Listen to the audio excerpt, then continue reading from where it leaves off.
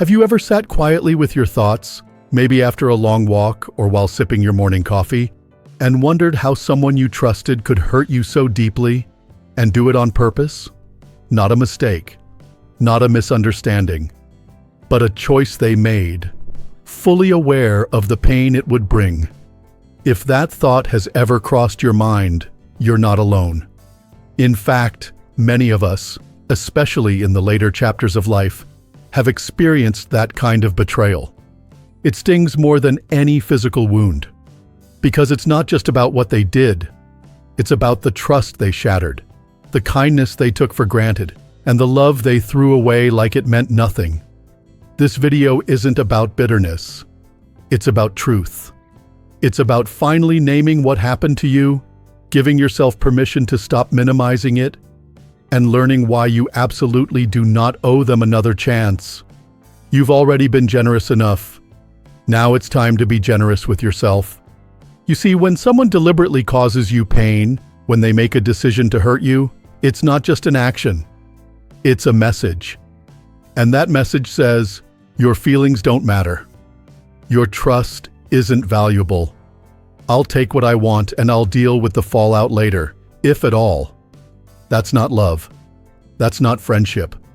That's not someone who deserves another seat at your table. I know you've probably heard the voices. From friends, from family, from society. Be the bigger person, they say. Everyone deserves a second chance. But let me ask you something. What have they done with the first one? This idea that we must always forgive and forget is often pushed on people like us, especially those of us over 60. Maybe it's because the world assumes we've seen it all, that we've grown soft with time, or that we're willing to make peace no matter the cost. But here's the truth. Growing older doesn't mean we have to keep allowing pain just to appear gracious. We've spent enough years accommodating others. This stage of life is about choosing peace, not tolerating chaos. Let's talk about that choice they made. Betrayal is never just an accident. It's a decision made in a moment, sometimes even planned over time. That might be hard to hear, but deep down, I think you already know it. You saw the signs, the coldness in their voice, the dismissive attitude, the selfish pattern that kept repeating. Maybe you even called it out, and they still kept doing it. That's not someone who slipped up. That's someone who believed you wouldn't walk away. But now you're here. Thinking, feeling, ready to take your power back. And that starts with understanding one very important truth. You are not obligated to keep trusting someone who used your love as a weapon. Trust at its core is fragile. You know this. It takes a long time to build, especially as we get older. We've learned to be careful. We've seen enough to know that not everyone who smiles at you has good intentions. So when we do open up, when we do give someone our trust, it's not naive, it's courageous. And when that trust is broken, it doesn't just crack the relationship, it shakes the ground beneath us. You start questioning your own judgment. How did I not see this coming? Was I too trusting? Too hopeful? And then comes the shame. But let me stop you there. That shame, it's not yours to carry. The betrayal was not a reflection of your kindness. It was a reflection of their character. If you're still questioning whether you're being too harsh by walking away or setting boundaries, hear this. You're not being harsh. You're being wise. You're being protective of your heart, your mind, your well-being. And at this point in life, shouldn't those things come first? Some people break your trust and expect to be welcomed back like nothing happened. They offer a shallow apology, if they offer one at all, and expect forgiveness like it's owed to them. But forgiveness is not a ticket back into your life. It's not an all-access pass to the very space they wrecked. Forgiveness, if you choose to offer it, is for you, not for them. You don't owe anyone unlimited access to your peace, especially not someone who treated it like it was disposable. So, what happens when you stop giving second chances? At first, you might feel guilty. That's normal, especially if you're a giver. If you've spent your life being the rock for others, putting everyone else before yourself, saying yes when you really meant no, then choosing yourself can feel wrong. But hear me loud and clear. It's not wrong. It's long overdue. You don't need to explain your decision to people who weren't there when the hurt happened. You don't need to justify the walls you've built to protect yourself. The people who truly love you won't be offended by your boundaries. They'll respect them. And as you begin to rebuild, to heal, you might notice something else. A part of you that was quiet for a long time starts to wake up. Your self-respect, your peace, your energy. You begin to feel lighter, not because the person who hurt you apologized, but because you stopped giving them room in your life to keep hurting you. That's real healing, and it doesn't require closure from them. It doesn't require a conversation. It doesn't require their permission. It starts the moment you decide to choose yourself. Now let's talk about healing, because healing from betrayal isn't what most people think it is. It's not just about time passing. It's not just about being busy or pretending you're fine. Healing is a decision. It's deciding that what happened won't define who you are. It's waking up each day and saying, I'm still here. I'm still whole. And I'm still worthy of love, trust, and peace. You've made it through so much already in your life. You've loved, lost, struggled, and survived. You've been brave in ways the world will never fully understand. And now, in this chapter, you get to be brave again. By letting go of those who were never meant to hold your heart in the first place. You don't have to carry their actions anymore. You don't have to make room in your story for people who only brought pain. You get to choose differently. You get to write the next page. And it begins with just one word: no. No more chances for people who damaged you intentionally. No more shrinking yourself to keep them comfortable. No more silence when your soul is screaming for space, for healing, for freedom. Because you are not here to be broken again.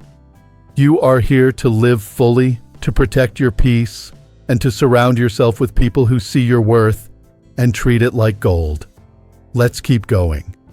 It's a strange kind of pain, isn't it? The one that comes not from strangers, but from the people you once held close. The ones you made room for in your life.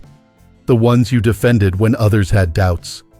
You gave them your trust, whole, honest, unguarded. And what did they do? They took that trust, twisted it, and left you holding the broken pieces. And now, here you are, picking up those pieces. Some days it feels like you're getting stronger, like your smile is coming back. Other days, it's hard to even look in the mirror without remembering the weight of what was done to you. That's okay. That's part of the journey. But I want you to know something deep in your bones. Just because someone used your openness against you doesn't mean you need to close yourself off forever.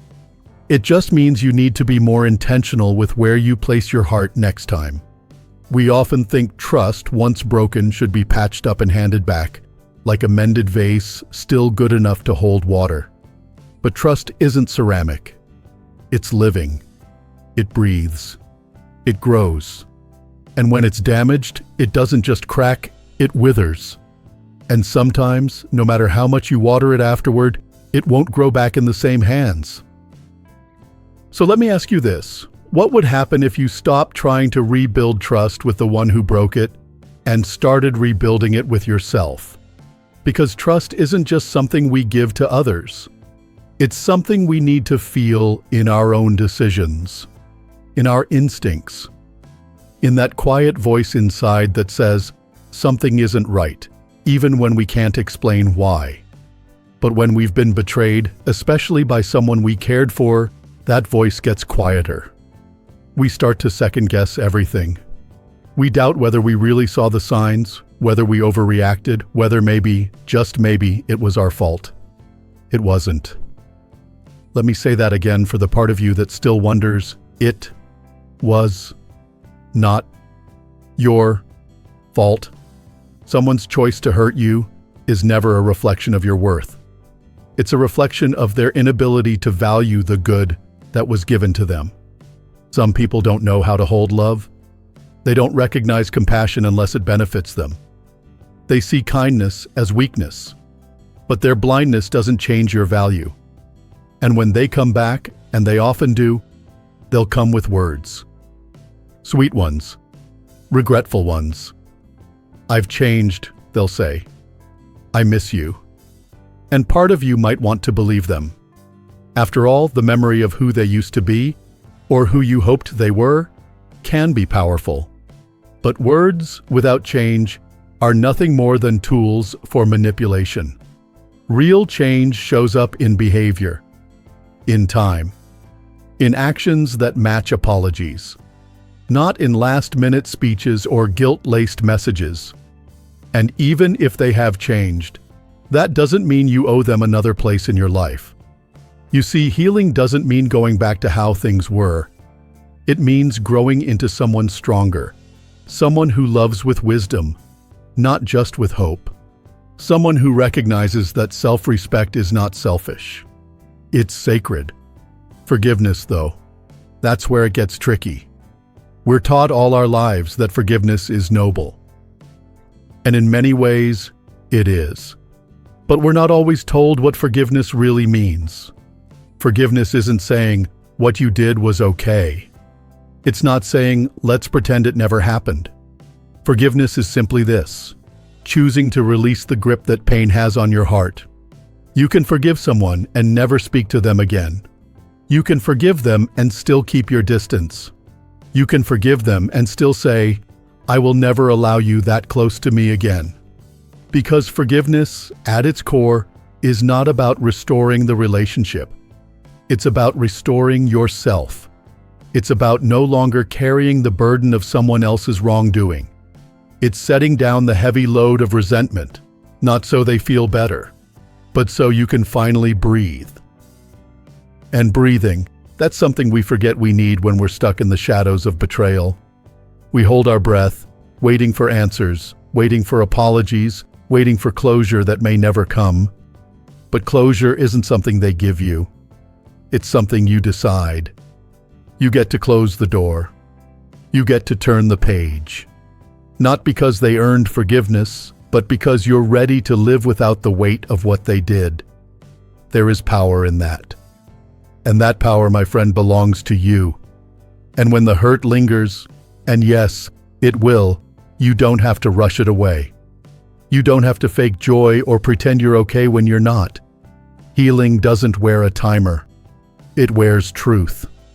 It comes in waves, sometimes soft, sometimes fierce.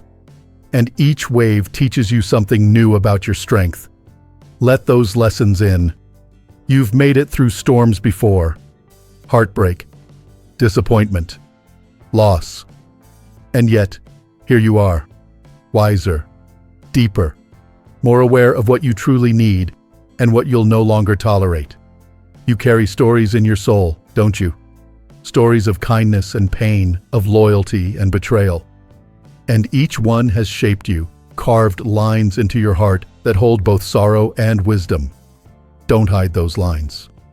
Don't cover the scars. Wear them with pride. Because every scar says, I survived. I loved. I grew. That's not weakness. That's your legacy. It's easy to believe that age brings only loss, but it also brings perspective. It gives you the vision to see what you once ignored and the strength to choose differently. You are not here to repeat old lessons. You are here to rise with clarity. So when someone says, give them another chance, you can smile gently and say, no, thank you. I've already given enough. Let them wonder. Let them stew. That's no longer your concern. Your concern is you, your health, your peace, your joy. Those are not luxuries. They are your birthright. And protecting them is not cruel. It's courageous. You've got more life to live, more love to give, to the right people this time. And most of all, more of yourself to honor. Let's keep going. There's a quiet strength that grows inside you after you've been betrayed. It doesn't show up right away. At first, there's just silence, and maybe shock. Your mind goes in circles, trying to make sense of what they did. You replay the conversations, the moments you trusted them, the way they looked at you, smiled at you, even hugged you, all while holding something sharp behind their back. But then something shifts. Slowly, steadily. That part of you that once asked, "What did I do wrong?" begins to ask a better question. What did I learn from this? That shift, that moment, is when your healing truly begins. Because healing isn't about forgetting what happened. It's not about pretending the wound wasn't real. Healing is about integrating the pain, learning from it, and choosing to walk forward wiser than you were before. That wisdom, it's powerful. Because now, you can spot the signs sooner. You're no longer impressed by pretty words or hollow promises. You don't need to wait for someone to hurt you 5 times before you recognize who they really are. And maybe the most powerful realization of all is this: you are not broken. You were hurt, deeply, but you are not broken. In fact, you're stronger now than you've ever been, not in spite of what happened, but because of what you've learned. You've built new boundaries. You've rediscovered your voice.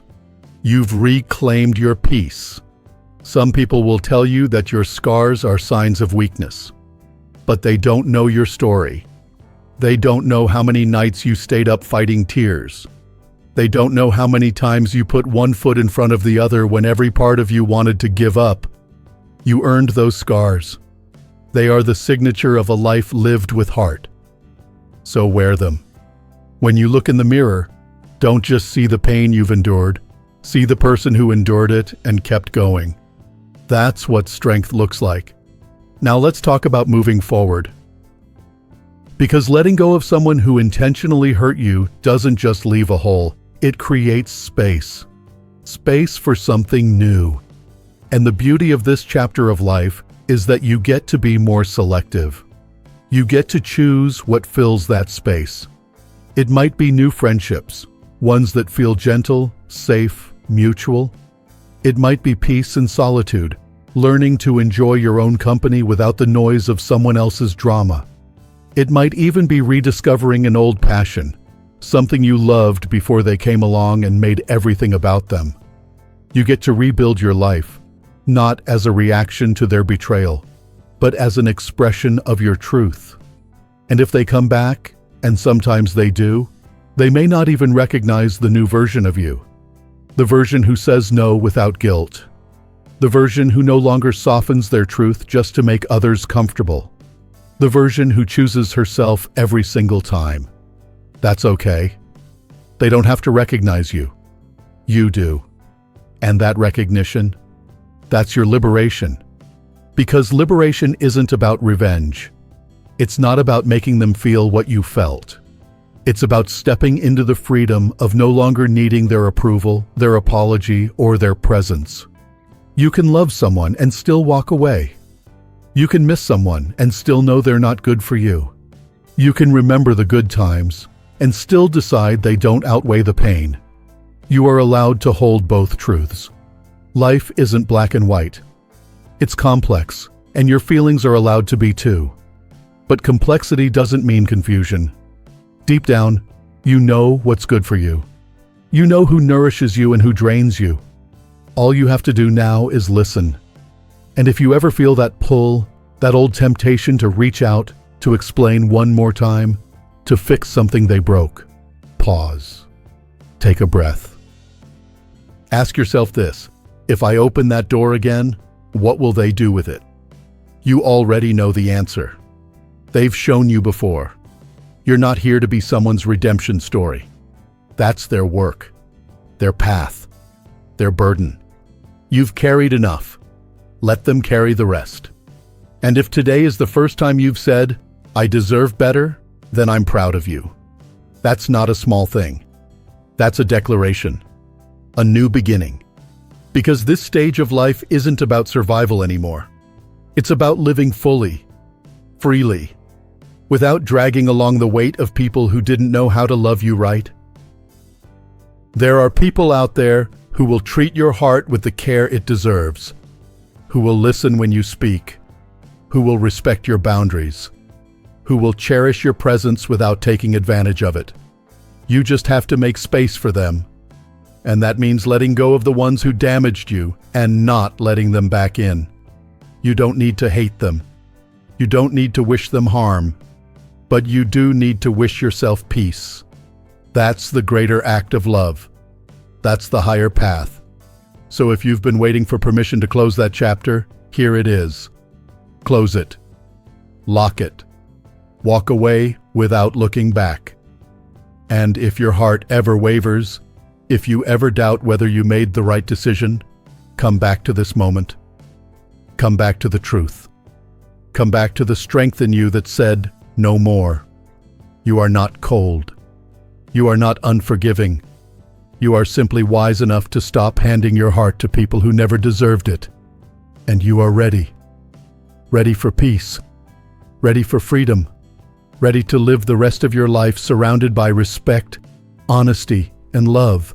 The kind of love that never asks you to shrink, to fit inside someone else's shadow. Your life is yours again.